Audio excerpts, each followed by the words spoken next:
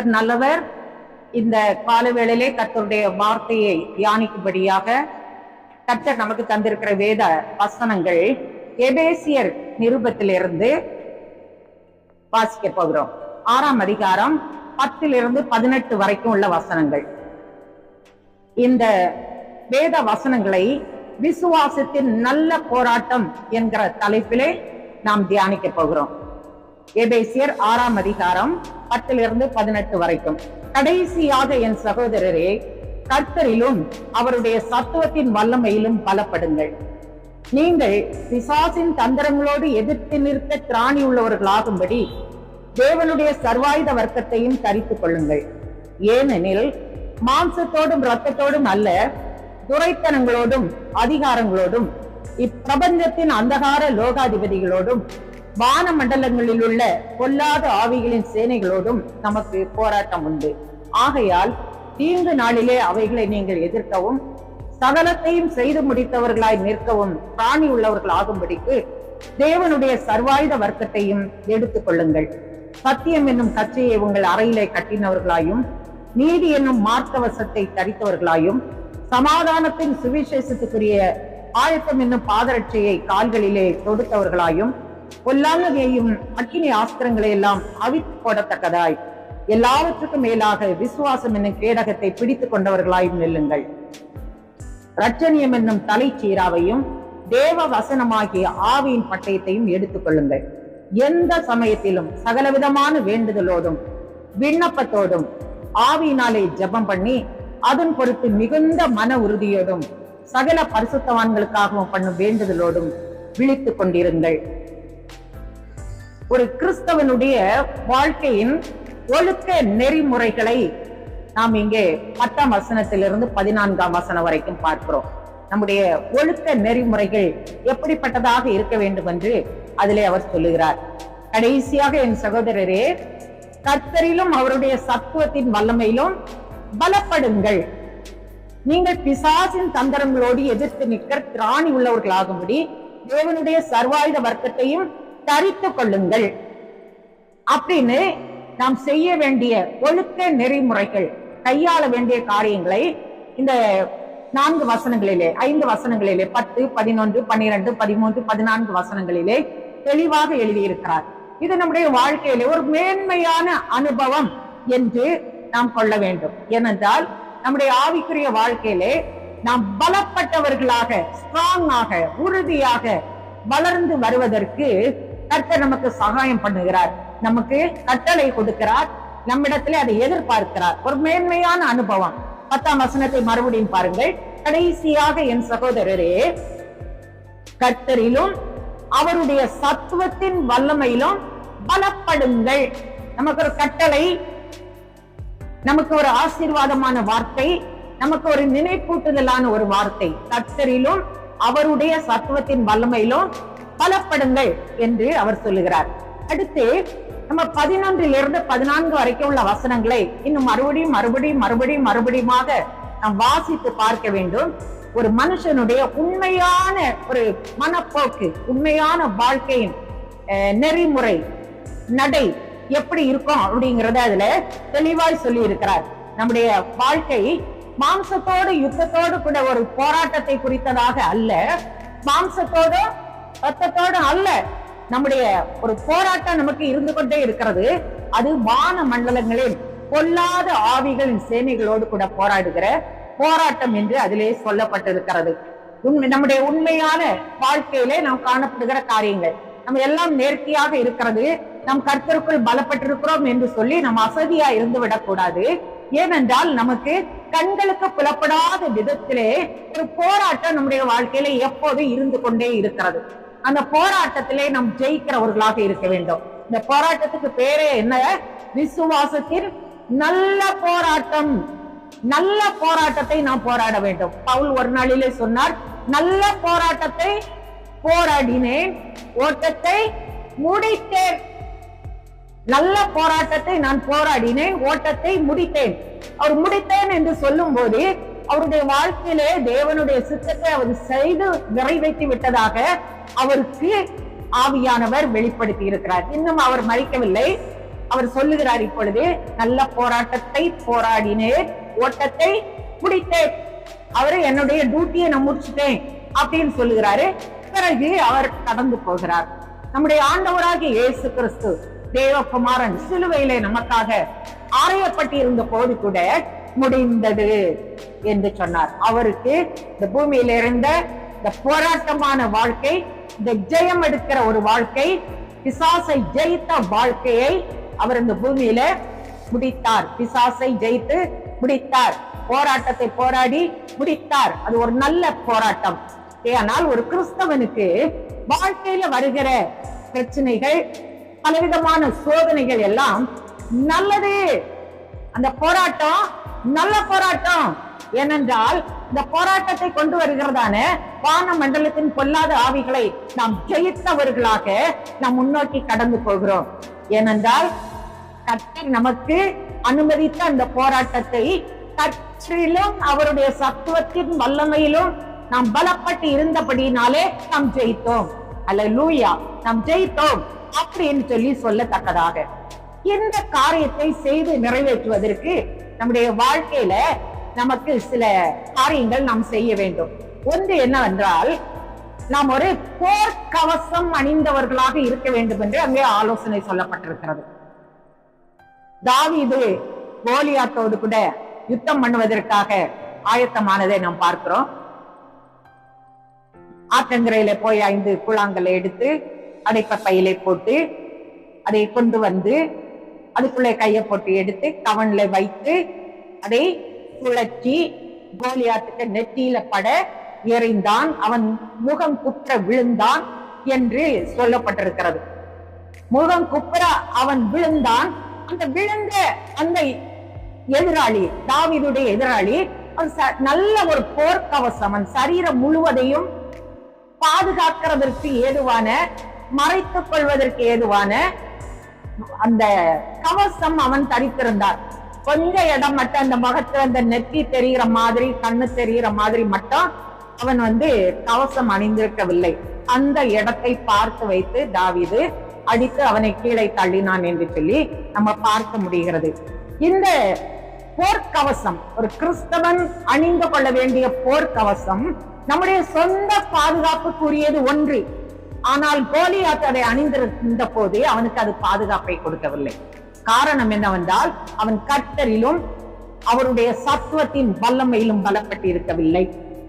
தாவீது கர்த்தரிலும் அவருடைய சத்துவத்தின் வல்லமையிலும் பலப்பட்டு இருந்தபடினாலே ஒட்ட கூழாங்கல்லினாலே அவனை கீழே மடங்கடித்து போட்டான். தேவனுடைய பிள்ளைகளுடைய பலன் தேவனுடைய வல்லமையிலே, அவருடைய சத்துவத்திலே இருக்கிறது என்கிறதை நாம் உணர்ந்து கொள்ள வேண்டும்.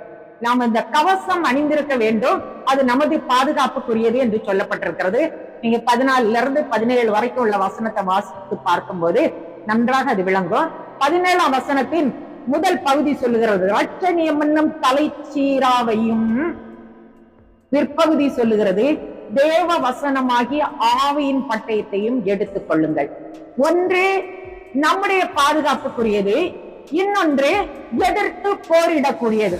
ரெண்டும் ஒன்னா நம்ம கிட்ட இருக்கிறது. ஒன்று நம்மை பாதுகாத்துக் கொள்ளும் ஒரு பகுதி, இன்னொரு பகுதி நம்மை எதிர்த்து வருகிற எதிராளிகளை முறியடிக்கும். இந்த ரெண்டும் நமக்குள்ள இருந்து கிரியை செய்யும்படியாகத்தான் அவருடைய வல்லமையிலும் அவருடைய சத்துவத்திலும் எப்பொழுதும் பலப்பட்டு இருக்க வேண்டும் என்று நமக்கு ஆலோசனை சொல்லப்பட்டிருக்கிறது. எதிர் தாக்குதலுக்கு உரியது. இப்ப கோலியாத்தை தாவீது அடித்தான். அவன் சரீரம் முழுவதும் நல்ல போர்க்கவசம் அணிந்தவனாக இருந்த பிறகும் அவனை அடித்தான். அவனுக்கு எதிர் தாக்குதல் செய்வதற்குரிய ஆயுதங்கள் அவனிடத்தில் இருந்தும் அவன் செய்ய முடியவில்லை. காரணம் என்னவென்றால், கர்த்தருடைய வல்லமையும் சத்துவமும் அவனிடத்தில் இல்லை. நாம ஒன்றும் இல்லாமல் இருந்தாலும் கர்த்தருடைய சத்துவமும் வல்லமையும் நம்மோடு கூட இருந்தால் நம்மை பலசாலிகளாக அது காண்பிக்கிறதாக இருக்கிறது. ஒன்றுமில்லாமல் இருக்கும்படியாக நமக்கு சொல்லவில்லை, நமக்கு ஆலோசனை சொல்லப்பட்டிருக்கிறது. உங்களுக்கு உங்க பக்கத்து வீட்டுக்காரங்கள்னாலேயோ, உங்க உறவினர்களினாலேயோ, உங்களுடைய அடுத்த தெருவில் உள்ளவங்கனாலேயோ, ஊர்க்காரங்கள்னாலேயோ பிரச்சனை இல்லை. ஆனால் உங்கள் கண்களுக்கு புலப்படாத ஒரு சத்துரு கூட்டம் எப்போதும் உங்கள் மேல் பொறாமை கொண்டு உங்களை அடித்து கீழே தள்ளிவிடலாம், நீங்கள் எழுந்து ஜெயித்தவர்களாக நிற்கக்கூடாது என்கிறதற்காக எப்பொழுதும் சிந்தித்து திட்டங்களை தீட்டி அதை நிறைவேற்றுவதற்காக அவன் ஆயத்தமாகிக் கொண்டிருக்கிறான். இதை அறிந்தவர்களாக இதற்கு எதிராக போராடி எதிர் தாக்குதல் நடத்தி அந்த சத்துருவை முறியடிக்கிறதற்கு ஏதுவாக கர்த்தரிலும் அவருடைய சத்துவத்தின் வல்லமையிலும் பலப்படுங்கள் என்று சொல்லப்பட்டது. இதுக்கு காரணம் சொல்லி இருக்குது, உங்களுக்கு மாம்சத்தோட ரத்தத்தோட அல்ல போராட்டம், உங்களுக்கு போராட்டம் எல்லாம் ஆவிக்குரிய போராட்டம். மாம்சத்தோட ரத்தத்தோட அப்படின்னு சொல்லும் போது அதே மனுஷரோடு கூட யுத்தம் செய்கிறது. கர்த்தருடைய பிள்ளைகளுக்கு உரிய யுத்தம் மனுஷரோடு உள்ள யுத்தமே அல்ல. மனுஷர் தான் வந்து யுத்தம் செய்யறது போல தோற்றம் அளித்தாலும் அந்த தோற்றம் நமக்கு சற்று ஆழமாக பார்க்கும்போது அந்த தோற்றம் சத்துருவினாலே ஏற்படுத்தப்பட்ட ஒரு தோற்றம். ஏனென்றால் சத்துரு தூண்டி விடுகிறவனாக, திட்டமிட்டு சொல்லிக் கொடுக்கிறவனாக, கிரியை செய்வதற்கு ஏதுவான பலனை கொடுக்கிறதாக பிராமிஸ் பண்ணுகிறவனாக, தூண்டி விட்டு வேடிக்கை பார்க்கிற ஒரு நிலையிலே இந்த பூமியிலே காணப்படுகிறான். அவனுக்கு எதிர்த்து நின்று போராடுவதற்கு திராணி உள்ளவர்களாக இருக்க வேண்டும். இன்னும் மறுபடியும் அந்த தாவீது கோலியாத்தை நினைத்து பார்ப்போம். 2 பேருடைய பின்னணியிலும் ஆயிரக்கணக்கான யுத்த வீரர்கள் ஆயத்தமாக நிற்கிறார்கள். யுத்தம் செய்வதற்காக, போரிடுவதற்காக, ஒருவரை ஒருவர் ஜெயிப்பதற்காக நிற்கிறார்கள். ஒருவனுடைய ஏஜென்ட் ரெப்ரசன்டேட்டிவ் நான் கர்த்தருடைய நாமத்தில் வருகிறேன் சொல்லுகிறான். அடுத்தவன் சொல்றான், நீ வா, ஒரு தடியை கொண்டுட்டு வரியா, நீ வா, எனக்கு முன்னால உன்னால் நிற்க முடியுமா பாப்போம் என்று சவால் விடுகிறான். அவனுடைய சவால் பலனற்றது. ஏனென்றால் அவன் கர்த்தரிடத்தில் பலன் பெற்றுக் கொள்ளவில்லை, அவருடைய சத்துவத்தை அவன் பெற்றுக் கொள்ளவில்லை, கர்த்தரை அவன் வாஞ்சிக்கவில்லை, கர்த்தரிடத்தில் அவன் ஜெபிக்கவில்லை. நான் பெரிய ஆளாக்கும், வளர்ந்த ஆளாக்கும், நான் ஃபுல்லா கவசம் போட்டிருக்கிறேன், எனக்கு நல்ல ஆயுதங்கள் எல்லாம் இருக்கிறது, உங்களெல்லாம் பார்க்கும்போது நான் பெரிய ஆளாக்கும் என்று சொல்லி அவன் நினைக்கிறான். அவன் சொல்லுகிறதற்கு பிரயாசப்படுகிறான். ஆனால் நம்ம சின்ன ஆளாக இருந்தாலும் கர்த்தரிடத்திலே நாம் சத்துவத்தையும் வல்லமையும் பெற்றுக் கொண்டு இருப்போமானால் இந்த சின்ன ஆளை கொண்டு பெரிய காரியத்தை செய்யறதுக்கு கர்த்தர் போதுமானவராயிருக்கிறார். அல்லேலூயா, அல்லேலூயா. கர்த்தருடைய நாமம் மகிமைப்படட்டும். எப்பொழுதும் எதிர்த்தாக்குதல் செய்வதற்கு, யாரை எதிர்க்கிறதற்கு? சத்துருவை எதிர்க்கிறதற்கு. யார் அந்த சத்துரு? கண்களுக்கு புலப்படாத விதத்திலே அந்தகாரத்திலே கிரியை செய்கிற தீய சக்தியாகிய அசுத்த வல்லமையாகிய பிசாசனுடைய ஏஜென்ட். பிசாசு அனுப்பிவிட்டு ஏமாற்றி வஞ்சகமாக கர்த்தருடைய பிள்ளைகளை வீழ்த்துவதற்கு திட்டங்களை தீட்டிக் கொண்டிருக்கிறார். தேவனுடைய பிள்ளைகள் இவைகளை அறிந்தவர்களாக, எதிர்த்து நிற்கிற திராணி உள்ளவர்களாக இருக்கும்படியாக கர்த்தரிலும் அவருடைய சத்துவத்தின் வல்லமையிலும் பலப்பட வேண்டும். ஏனென்றால் விசுவாசத்தின் நல்ல போராட்டத்தை போராடும்படியாக இந்த பூமியிலே நாம் இருக்கிறோம். அல்லேலூயா. விசுவாசத்தின் போராட்டம். தாவீது போனது அவன்கிட்ட இருக்கிற கல்லை வச்சு அவன் எறிகிறதற்குரிய அனுபவசாலியாக அவன் போகவில்லை. அவன் நல்ல ஒரு விசுவாசியாக, தேவனை விசுவாசிக்கிற ஒரு தேவனுடைய பிள்ளையாக அவன் கடந்து போனான். அதனாலே அவனுக்கு அந்த கோலியாத்தை முறியடிக்கிற திராணி அவனிடத்தில் இருந்தது. கோலியாத்தை முறியடிக்கிறதுக்குரிய அந்த உந்து சக்தி அவனுக்குள்ள இருந்தது. அதை குறித்ததான காரியங்களை சிந்தித்து திட்டமிடுவதற்குரியதான அந்த அபிஷேகம் அவனுக்குள்ளே இருந்தது. சத்துருவை முறியடிக்கிறதற்கு ஏதுவாக, சத்துருவை எதிர்த்து போராடுவதற்கு ஏதுவான அந்த முறியடிக்கிற திராணி நமக்குள்ளே வர வேண்டுமானால் கர்த்தரிலும் அவருடைய சத்துவத்தின் வல்லமையிலும் பலப்படுகிறவர்களாக இருக்க வேண்டும். நம்முடைய போராட்டம் விசுவாசத்தினால் உண்டாகிற போராட்டமாக இருக்க வேண்டும். அது நிச்சயமாய் நல்ல போராட்டம். ஏனென்றால் நாம் ஜெயிக்கிறவர்கள் போராடிட்டு தோத்துட்டு வந்துட்டு நான் நல்லா போராடுனேன் அப்படின்னு சொல்லுகிறதுல அர்த்தமே இல்லை. நாம் ஜெயித்தவர்களாக நிற்கும் போது நான் நல்ல போராட்டத்தை போராடினேன் என்று நம்மால் சொல்ல முடியும். அல்லேலூயா.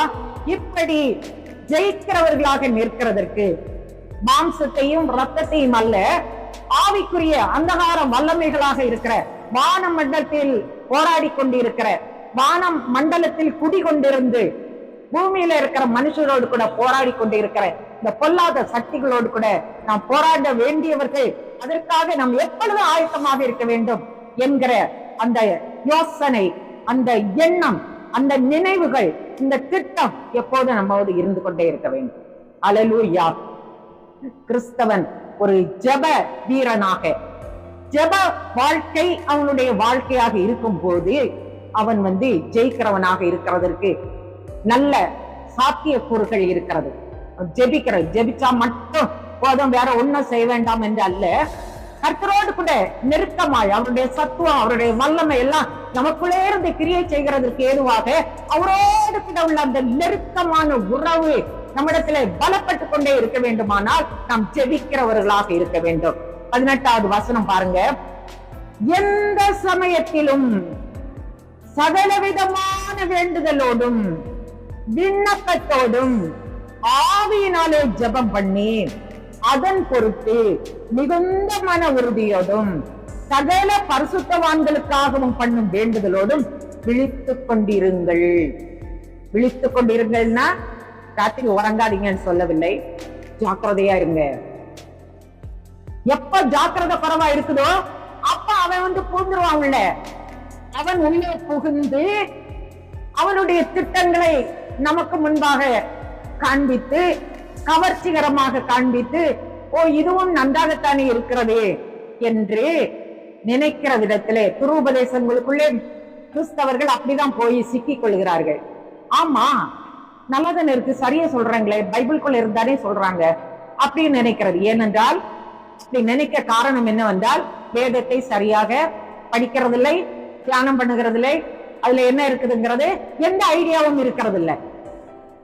அவங்க சொல்லும் போது கவர்ச்சிகரமாக, நேர்த்தியாக, மனப்பாடமாக, தெளிவாக சொல்லும் போது ஆமா அதுதான் நல்லா இருக்கிறது போல இருக்கு அப்படின்னு சொல்லி இழுத்து விட. இதுக்கு இடையில இருக்கிறது லூசிபருடைய ஆவி, அந்த பொல்லாத சத்துருடைய ஆவி இடையில நின்று கிறிஸ்தவர்களை வழி தப்பி போகிறதற்கு ஏதுவாக நடத்தி விடுகிறார்.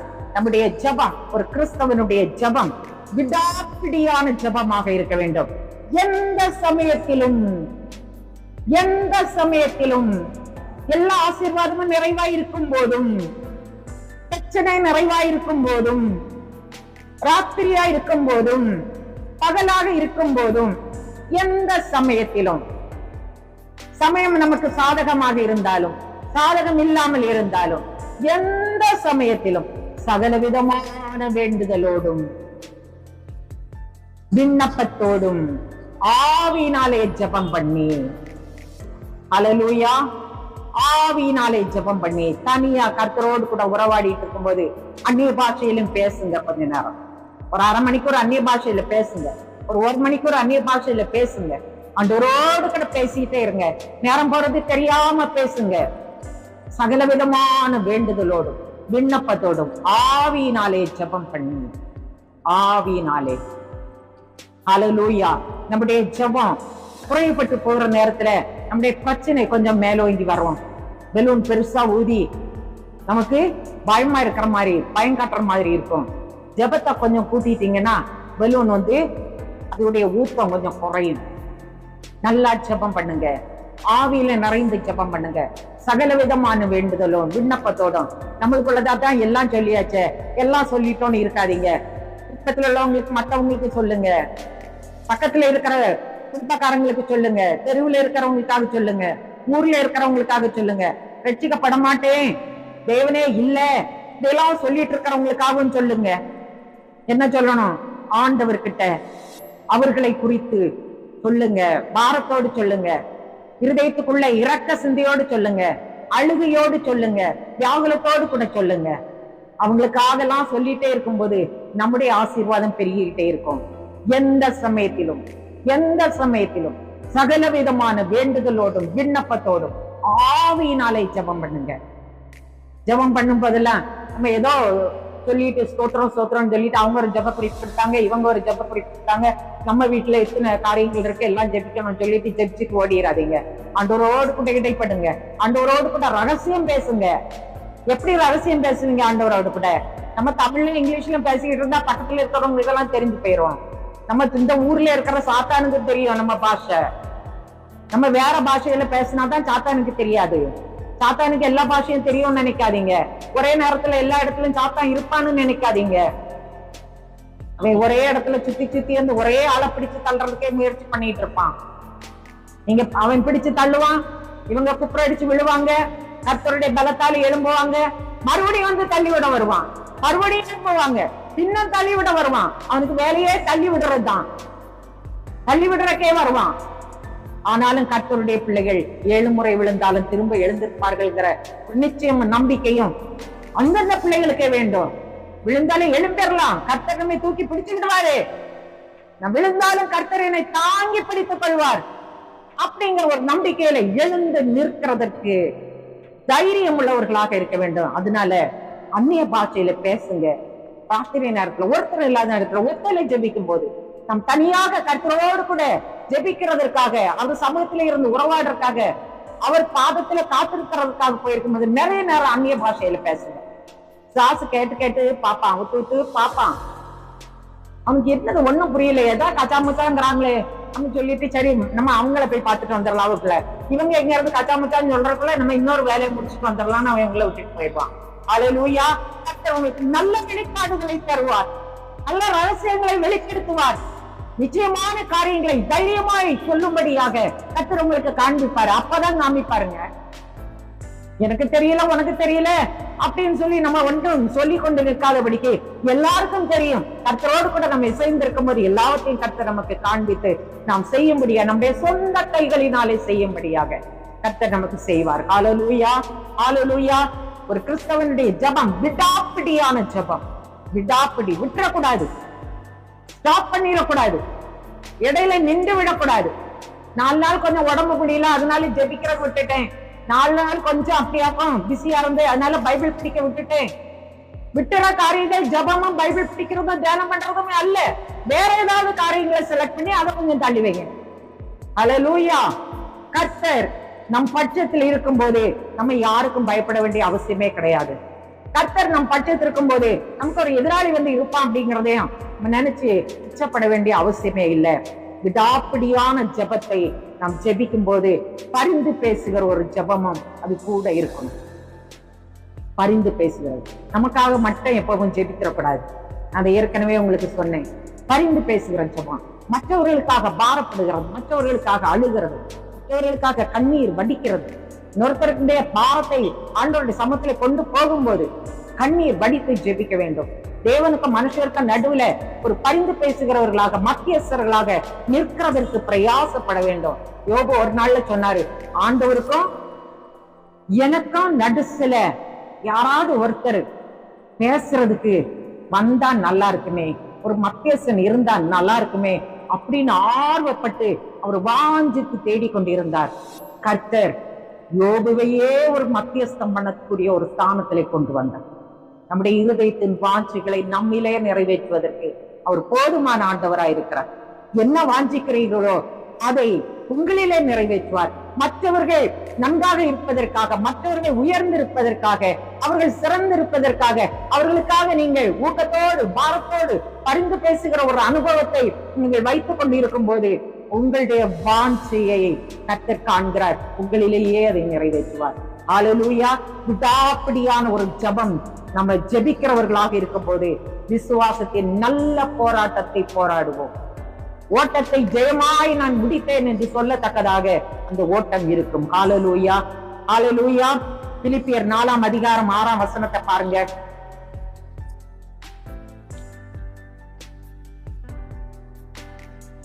நீங்கள் ஒன்றுக்கும் கவலைப்படாமல் எல்லாவற்றையும் குறித்து உங்கள் விண்ணப்பங்களை ஸ்தோத்திரங்களோட கூடிய ஜெபத்தினாலும் வேண்டுதலினாலும் தேவனுக்கு தெரியப்படுத்துங்கள். தேவனுக்கு தெரியப்படுத்துங்கள். கவலைப்பட்டு இருக்க வேண்டாம். ஏனென்றால் நம்ம கவலைப்படுகிறதுனால ஒண்ணும் பண்ண முடியாது, ஒண்ணுமே செய்ய முடியாது. கூட்டவோ குறைக்கவோ வெள்ளையாக்கவோ கருப்பாக்கவோ ஒன்னும் செய்ய முடியாது. எல்லாவற்றையும் ஸ்தோத்திரம், நல்லா ஸ்தோத்திரம் பண்ணுங்க, நல்லா அந்நிய பாஷை பேசுங்க, நல்ல பிரச்சனைகள் எல்லாம் ஆண்டவருக்கு முன்பாய் கொண்டு வச்சிருங்க. அது ரொம்ப தெளிவா விளக்கி சொல்லணும்னு அவசியமே கிடையாது. உங்களுக்கு மனசுல என்ன எந்த விதத்துல விளங்கி இருக்கிறீங்களோ அப்படியே கொண்டு ஆண்டவர் சமூகத்துல வச்சுட்டா போதும். விளக்கமா எடுத்து பண்றதுக்கு பரிசுத்த ஆவியானவர் இருக்கிறார்.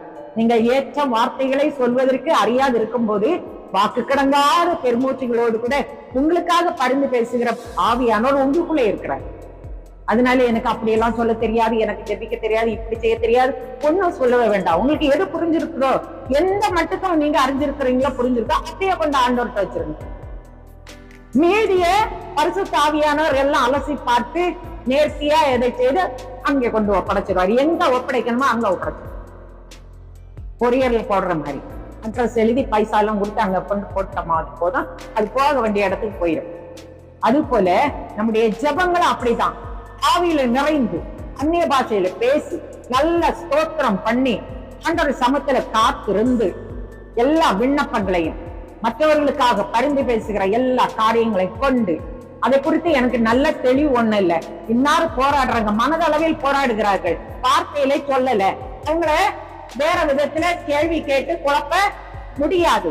அதனால அவர்களுடைய சூழ்நிலையை பார்க்கும்போது குழம்பிக் கொண்டு இருக்கிறார்கள். ஆண்டவரே, அந்த குழப்பத்தை நான் உங்க சமூகத்துல கொண்டு வைக்கிறேன் அப்படின்னு சொல்லும் போது அந்த குழப்பத்துக்கு காரணம் என்னன்னு ஆவியானவர் தட்டி பார்ப்பாரு. கம்ப்யூட்டர்ல எப்படி தட்டுவார் குழப்பத்துக்கு. உடனே அங்க எல்லாம் எழுதி அங்க டைப் பண்ணி வந்துடும். அதை உடனே அங்க பரலோகத்துக்கு அனுப்பி விட்டுருவாரு. அங்க இருந்து பதில் வந்துடும். அல்லேலூயா, அல்லேலூயா. அப்படி சிந்திச்சு லேசா அப்படி யோசிச்சு பாருங்களேன், நம்முடைய ஜெபம் எப்படி ஆண்டவர்ட்ட போகுது. நம்ம மற்றபடி கடந்து கத்துன்னு கத்தி என்ன இது பண்ணாலும் அந்த கூரையை தாண்டி மேல போகாம திரும்ப வந்து சின்ன பிள்ளைகள் விளையாடுற ஏரோப்ளேனை ஆன் பண்ணி விடுவாங்க, அது அப்படியே அங்க போய் சுத்திட்டு வந்து பொத்துன்னு கீழே விழுந்து கிடக்கும்ல, அது போல கீழே வந்து நமக்கிட்டே வந்து விழுந்து கிடக்கும். அப்படி இல்ல, நாம் ஜெபிக்கிற ஜெபங்களுக்கு பதிலை நாம் எதிர்பார்க்கிறோம். நாம் ஜெபிக்கிற ஜெபங்களுக்கு பதில் தான் வரணும். நம்முடைய ஜெபம் அல்ல நம்மகிட்ட திரும்ப வருது. கர்த்தர் நம்முடைய ஜெபங்களுக்கு பதில் கொடுக்கிறவராக இருக்கிறார். இங்கு பேதுரு 4ஆம் அதிகாரம் 1ஆம் வசனம் பாருங்க. இப்படி இருக்க கிறிஸ்து நமக்காக மாம்சத்திலே பாடுபட்டபடியால் நீங்களும் அப்படிப்பட்ட சிந்தையை ஆயுதமாக தரித்துக் கொள்ளுங்கள். அல்லேலூயா. ஒரு நல்ல போராட்டம், அது விசுவாச போராட்டத்தை நாம் போராட வேண்டியவர்களாக போராடி கொண்டிருக்கிறவர்களாக இருக்கிறோம். கிறிஸ்து நமக்காக மாம்சத்திலே போராடினார், மாம்சத்திலே பாடுபட்டார். அப்படிப்பட்ட சிந்தையை நீங்களும் தரித்துக் கொள்ள வேண்டும். கிறிஸ்தவனாக வாழுகிறதுனால பிரச்சனை வராது, போராட்டம் வராதுன்னு சொல்ல முடியாது. கிறிஸ்து நமக்காக பாடுபட்டார் இல்லையா, அதே சிந்தை உங்களுக்குள்ளே இருக்கட்டும். பிலிப்பியர்ல 2ஆம் அதிகாரத்துல 5ஆம் வசனத்தில் நம்ம தொடர்ந்து 15ஆம் வசனம் வரைக்கும் வாசித்து பார்க்கும்போது ஒரு சாலிடான ஒரு அனுபவம், அவர் பரலோகத்திலிருந்து பூமிக்கு எப்படி வந்தார் அப்படின்னு அதை மொத்தம் வச்சு பார்க்கும்போது என்ன பிக்கப் பண்ணி எடுக்கிறதுக்கு இருக்கு என்ன தெரியுமா, கிறிஸ்து இயேசுவில் இருந்த சிந்தையே உங்களிலும் இருக்க கடவுது. கிறிஸ்து இயேசுவில் இருந்த சிந்தை என்ன, இந்த பூமியில வந்து மனுஷனை போல ஆகி பாடுகளை அனுபவித்து ஜெயித்து பிதாவின் இடத்துல திரும்ப போனோம். அல்லேலூயா. நம்மை ஆண்டவர் அவருடைய சிந்தையை தரித்துக் கொண்டிருக்க வேண்டும். அந்த சிந்தை அவர்கிட்ட என்ன சிந்தை இருந்ததோ அதே மாதிரி சிந்தை நமக்குள்ளே இருக்க வேண்டும் என்று அவர் எதிர்பார்க்கிறார். அதனால்தான் கிறிஸ்து இயேசுவில் இருந்த சிந்தையே உங்களில் இருக்கட்டும். கிறிஸ்து நமக்காக மாம்சத்திலே பாடுபட்டபடியால் நீங்களும் அப்படிப்பட்ட சிந்தையை ஆயுதமாக தரித்துக் கொள்ளுங்கள். ஏற்கனவே ஒரு போராட்டம் போராடுவதற்காக, நல்ல போராட்டமாக அது இருக்கிறதற்காக ஆயுதம் தரித்திருக்க வேண்டும். இந்த ஆயுதம் நம்ம போராடுறதுக்கும் சரி, எதிர்க்கிறதுக்கும் சரி, நமக்கு நேரா வருகிற ஆயுதங்களை எதிர்த்து தடை செய்வதற்கும் சரி, அதற்கு பயன்படுவதற்காக நம்ம அதை தரித்துக் கொள்ள வேண்டும் என்று சொல்லப்பட்டிருக்கிறதே, அதே போல கிறிஸ்துவின் சிந்தை இருக்கிறதே, அதையும் ஆயுதமாக தரித்துக் கொள்ளுங்கள் என்று சொல்லப்பட்டிருக்கிறது. ஹல்லேலூயா, ஹல்லேலூயா. கிறிஸ்துவின் சிந்தை, கிறிஸ்துவின் சிந்தை. கிறிஸ்துவின் சிந்தையில ஒண்ணு என்ன தெரியுமா, பாடுபடுறதுக்கு வந்தது. இன்னொன்னு என்ன தெரியுமா, நம்ம எல்லாருக்கும் பாவத்தை அவர் சுமந்துக்கிறது. இன்னொன்னு என்ன தெரியுமா, பிதாவோடு கூட ராத்திரி பகலா ஜெபத்துல அவரோடு கூட இசைந்து இருக்கிறார். இன்னொன்னு என்ன தெரியுமா, பாடுபட்டு கஷ்டப்பட்டு வியாதியில இருக்கிற மக்களுக்கு எல்லாம் விடுதலை கொடுக்க வேண்டியது. இன்னொன்னு என்ன தெரியுமா, பட்டினி கிடக்கிற சாப்பாடு இல்லாத மக்களுக்கு சாப்பாடு கொடுக்கிறது. இன்னொன்னு என்ன தெரியுமா, இந்த நரகத்துல எந்த ஒரு ஆத்மாவும் போயிடக்கூடாது. இந்த உலகத்துல போராடி கொண்டிருக்கிற பிசாசுக்கு தலையை நசுக்கணும்னு வந்தாரு. அந்த தலையை நசுக்கிற பணியில அதே சிந்தை உள்ளவர்களாக நாம் இருக்க வேண்டும். அப்படின்னா தான் இந்த பிசாசோடு கூட எதிர்த்து நின்று போராடி நல்ல போராட்டத்தை போராடினேன் ஓட்டத்தை முடித்தேன் அப்படின்னு சொல்வதற்கு ஏதுவாக நாம் இருக்க முடியும். ஹல்லேலூயா, ஹல்லேலூயா. கிறிஸ்துவின் மகிமை வெளிப்படும் போது நீங்கள் களி கூர்ந்து மகிழும்படியாக அவருடைய பாடுகளுக்கு நீங்கள் பங்காளிகள் ஆனதால் சந்தோஷப்படுங்கள். 4:13 வாசித்தேன். 14 சொல்லுகிறது, நீங்கள் கிறிஸ்துவின் நாமத்தின் நிமித்தம் நிந்திக்கப்பட்டால் பாக்கியவான்கள். ஹல்லேலூயா. கிறிஸ்துவின் நாமத்தின் நிமித்தம் நிந்திக்கப்பட்டால் பாக்கியவான்கள். கிறிஸ்துவின் மகிமை வெளிப்படுவதற்காக அவருடைய பாடுகளுக்கு நீங்கள் பங்காளிகள். இப்ப உலகத்துல பிரச்சனை வராதுன்னு நினைக்க கூடாது, எனக்கு தான் வருதுன்னு நினைக்க கூடாது. ஒவ்வொருத்தருக்கும் ஆண்டவர் கொடுக்கிற அளவு வித்தியாசமானது. அதை நாம் ஜெயித்து விடுவோம் என்று நம்பிதான் அந்த அளவுல நமக்கு கொடுக்கிறார்.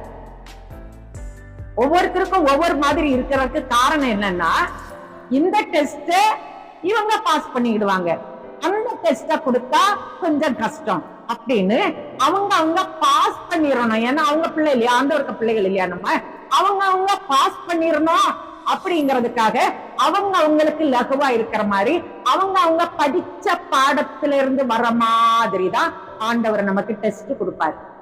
ஹல்லேலூயா. அந்த டெஸ்ட்ல பாஸ் பண்ணி நிற்கும் போது என் பிள்ளை பாஸ் ஆயிட்டு 34 மார்க்கு, அதை வாத்தியார் 35 போட்டு கொடுத்து பாஸ் பண்ணி விட்டுட்டாருன்னு வைங்க, அந்த பெற்றோருக்கு இருக்கிற சந்தோஷம், அப்பா என் பிள்ளை பாஸ் ஆவிட்டு, என் பிள்ளை பாஸ் ஆவிட்டு. ஃபர்ஸ்ட் மார்க் எடுத்தானா என் மகன், ஃபர்ஸ்ட் மார்க் எடுத்திருக்கானா, ஏன்னா அவன் எனக்கு தான் ஃபர்ஸ்ட் மார்க், உள்ள இல்ல லாஸ்ட் மார்க், இங்க இருந்து கவுண்ட் பண்ணி அங்க இருந்து எண்ணிட்டு வருவான். எல்லாரும் இங்க இருந்து எண்ணிட்டு போகும்போது அவன் அங்க இருந்து எண்ணிட்டு எனக்கு நம்ம ஃபர்ஸ்ட் மார்க்னு சொல்லிடுவான். ஓ என் பிள்ளை ஃபர்ஸ்ட் மார்க், என் பிள்ளை ஃபர்ஸ்ட் மார்க். ஹல்லேலூயா.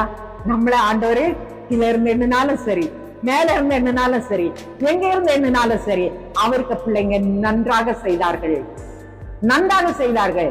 ஏனென்றால் பிசாசுக்கு மூஞ்சில கரிய பூசிட்டாங்க அப்படின்னு கர்த்தர் மகிமைப்படுவார். ஹல்லேலூயா.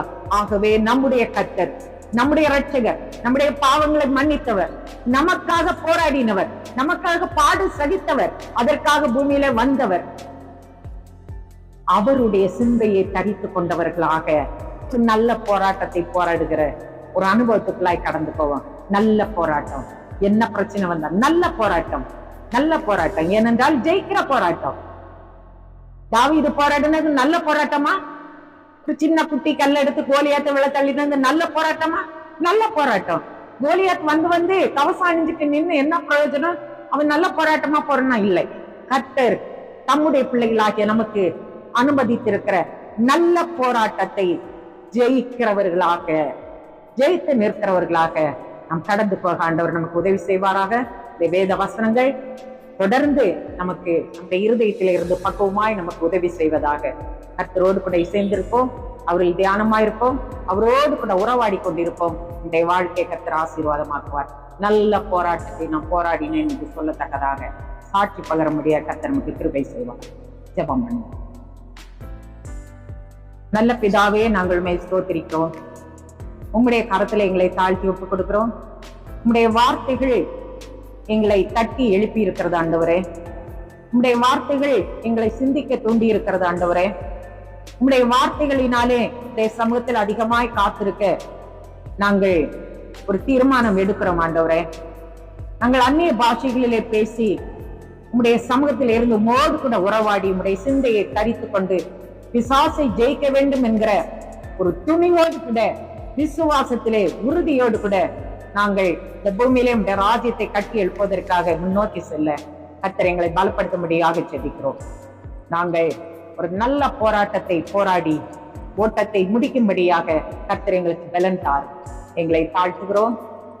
வசனத்தை கேட்ட உடைய பிள்ளைகள் யாவரும் உடைய வார்த்தையினாலே பலன் அடையும்படியாக தொடர்ந்து உடைய நாம மகிமைக்காக ஜீவித்து ராஜ்யத்தை கட்டுகிறவர்களாக இருக்கும்படியாக கிருபை செய்வீராக. எங்களை தாழ்த்துகிறோம். இயேசு கிறிஸ்துவின் நாமத்தில் ஜெபிக்கிறோம் எங்கள் நல்ல பிதாவே. ஆமென்.